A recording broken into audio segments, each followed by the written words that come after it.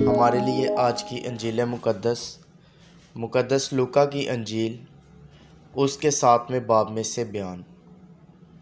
اس پشت کے آدمیوں کو میں کس سے تشبیہ دوں اور کس کی مانند کہوں؟ وہ ان بچوں کی مانند ہے جو بازار میں بیٹھ کر آپس میں پکار کر کہتے ہیں کہ ہم نے تمہارے لیے بانسری بجائی پر تم نہ ناچے، ہم نے نالہ کیا پر تم نہ روئے۔ کیونکہ یوحنا استقباغی نہ روٹی کھاتا آیا نہ میں پیتا، اور تم کہتے ہو کہ اس پر بدرو ہے۔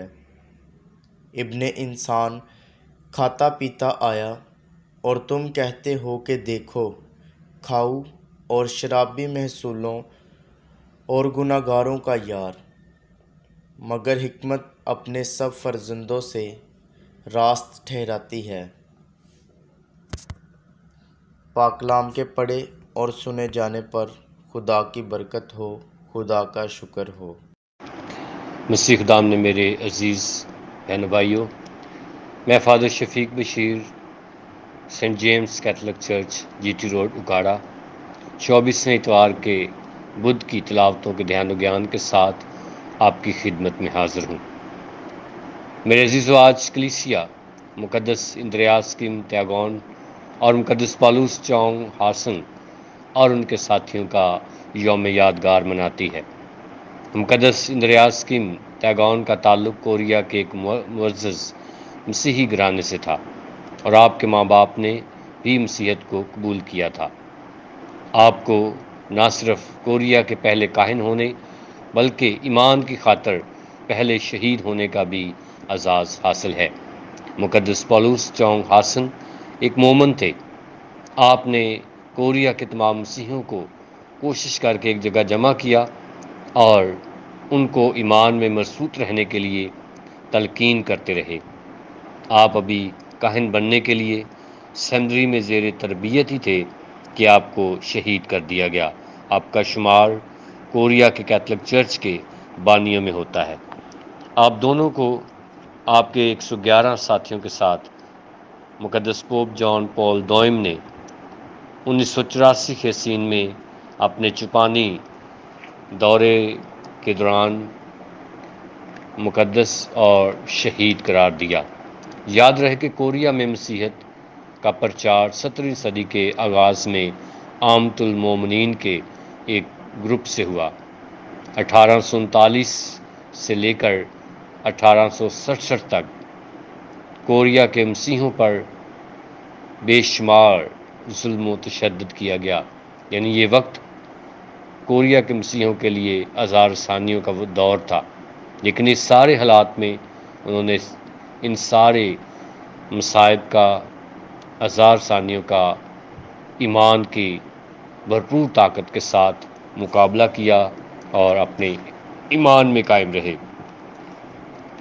شہداء کے اس گروپ میں 10 مقامی عامۃ المومنین، 3 بشپ صاحبان اور 7 فرانسیسی کاہن شامل ہیں۔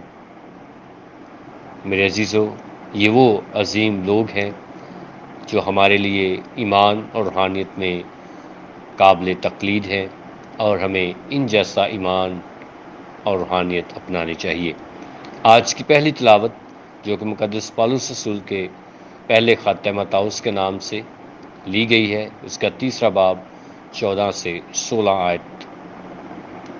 مقدس پالوس اپنے بشارتی سفر کے ساتھی، رابطہ کار اور پیارے شاگرد تیموتھوس کو ہدایت کرتا ہے کہ اگر مجھے آنے میں تاخیر بھی ہو جائے تو بھی ایمان میں ثابت قدم رہیں، اور یسوع مسیح کی منادی جو غیر قوموں میں ہوئی اور دنیا ایمان لائی، وہ تمہاری زندگیوں سے، تمہارے کاموں سے، تمہاری منادی سے جاری رہے۔ وہ جو صادق ٹھہرا، جس کو جو فرشتوں کو دکھائی دیا اور جلال کے ساتھ اوپر اٹھایا گیا، اس کے ساتھ ہمیشہ وفاداری میں قائم رہو۔ یہ خوبصورت ہدایت اور نصیحت نہ صرف اس وقت کلیسیا کے لیے بلکہ آج ہم سب کے لیے بھی اتنی ہی صداقت اور اتنی ہی زیادہ عقیدت رکھتی ہے جتنی اس وقت تھی۔ آج کی انجیل مقدس جو کہ مقدس لوکا کی انجیل کے 7ویں باب کی 31ویں آیت سے 35ویں آیت سے لی گئی ہے۔ اس میں خدا یسوع مسیح فریسیوں اور شرع کے عالموں کے رویے کو بیان کرتے ہیں اور ان کی بدنشتی اور ضدی پن کو گلی میں کھیلنے والے بچوں سے تشبیہ دیتے ہوئے کہتے ہیں کہ یہ کسی بھی صورتحال میں خوش نہیں ہو سکتے۔ اگر ان کو خوشی کا ماحول دیا جائے تو بھی یہ ناخوش ہیں، اگر ماتم ہو تو بھی انہیں یہ ناپسند ہے۔ اور یہ وہ لیڈرز ہیں، یہ وہ قوم ہے جنہوں نے یوحنا اصطباغی کو قبول کرنے سے انکار کیا۔ نہ وہ روٹی کھاتا آیا، نہ میں پیتا، لیکن انہوں نے کہا کہ یوحنا اصطباغی میں بدرو ہے۔ اور یوحنا اصطباغی کا انکار کرنے کا مطلب یہ تھا کہ وہ خدا کے منصوبے اور اس کام کا انکار کر رہے تھے جو خدا یوحنا کو بھیج کر اپنے بھیجے ہوئے کلمے کے لیے راہ تیار کرنا چاہتا تھا اور کر رہا تھا۔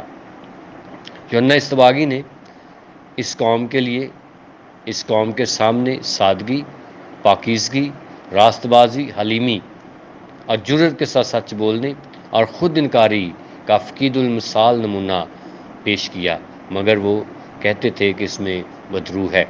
اسی طرح یسوع مسیح کھاتا پیتا آیا اور انہوں نے یسوع مسیح کو بھی اپنی مخالفت کا اور نفرت کا نشانہ بناتے ہوئے کہا کہ یہ تو کھاؤ اور شرابی ہے، یہ محصلوں اور گناہ گاروں کا یار ہے، حالانکہ یسوع گناہ گاروں کو بچانے آیا تھا۔ اس لیے یسوع مسیح نے اپنے آپ کو ان سے جدا نہیں کیا، بلکہ یسوع مسیح ان کی نجات کے لیے، ان کو بچانے کے لیے انہیں اپنے پاس، ان کے ساتھ ہوتا ہے اور انہیں اپنے پاس بلاتا ہے۔ اور اس لیے یسوع نے کہا کہ حکمت اپنے سب فرزندوں سے راست ٹھہرتی ہے۔ لہٰذا یہ مذہبی لیڈر اپنے آپ کو صرف راست باز سمجھتے تھے، اور ان کی قوم بھی انہی کی طرح ضدی اور سخت گردن تھی، اور وہ بھی سچائی کو پہچاننے، قبول کرنے میں ناکام رہے۔